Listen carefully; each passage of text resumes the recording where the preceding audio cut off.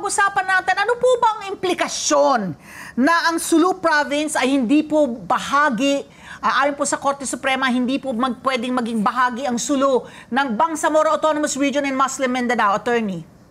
Marami ho ang implications niyan. By the way, I must tell you that I'm a private citizen and a senior at that, no? Ang unang implication niyan is the death, hindi naman total death, no? Ang unang fatality diyan ay yung right to self-determination. Because everybody knows that yung right to self-determination, nag-uumpisa yan sa Sulu lahat, ang rebellion and secession. In fact, way back to the 1950s, yung bago pa yung Republic, with the Kamlooan Uprising. Kamlooan refused to recognize the Philippine government.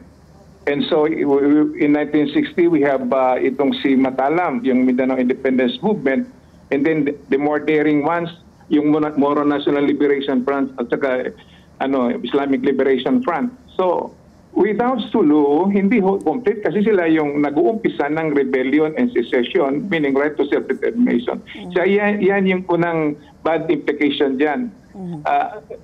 Number two, yung status ng Sulu, saan ba siya mapupunta?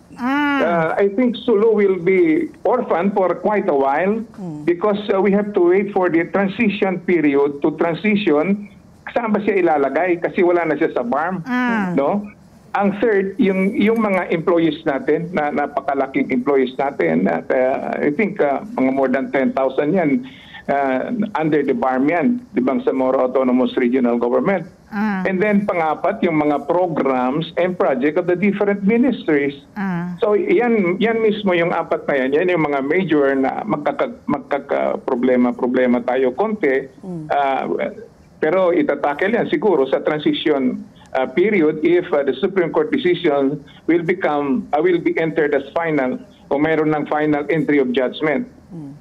Okay. So, Attorney Nazir, meron ho ba kayong ginagawang mga paraan para po i-reconsidera? Have you filed po with the Court of Appeals? Kasi nga, ang Supreme Court na po ang naglabas, no? Na hindi na nga po kasama ang Sulu po dito po sa BARM.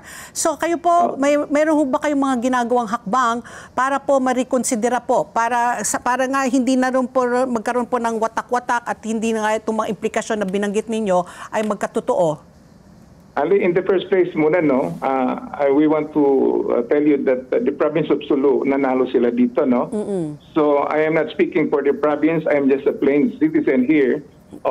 We have moves. In fact, nag-usap kami mga abogado as private citizen and sometimes yung iba nasa gobyerno naman. In fact, the latest that we had was before a filing of a motion for reconsideration when we were in Davao in General Santos City. Now, we cannot appeal to the Court of Appeals because the decision came from the Supreme Court, which is already the highest court of the land. So the only last remaining allowed intervention or remedy dyan is yung filing is the timely filing of the motion for reconsideration. It is allowed by the Supreme Court. Do the decision is final and executory, and it is 15-0. So motion for reconsideration.